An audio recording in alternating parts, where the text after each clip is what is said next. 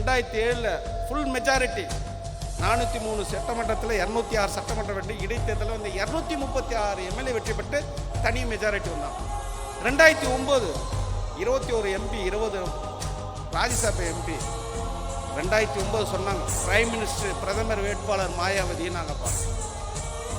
கன்னியாகுமரியிலேருந்து காஷ்மீர்லேருந்து பேசப்பட்டது. அது எல்லா கட்சிக்கார மத்தியில், எல்லா சமூக மத்தியில், எல்லா மக்கள் மத்தியில் இது பேசப்பட்டது. அடுத்த பிரதமர் மாயாவதி 2009. அந்த 2009 அடுத்த பிரதமர் மாயாவதின்னு சொன்ன உடனே இவிஎம் மிஷினை எடுத்து முன்னாடி வச்சிட்டான்.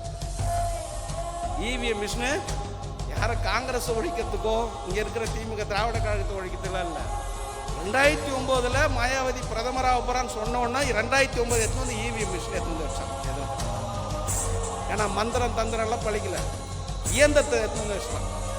இயந்திரத்தை வச்சு செல்ஃபோன்லேயே முடிச்சிடலாம் ஒரு சட்டமன்ற தேர்தல்.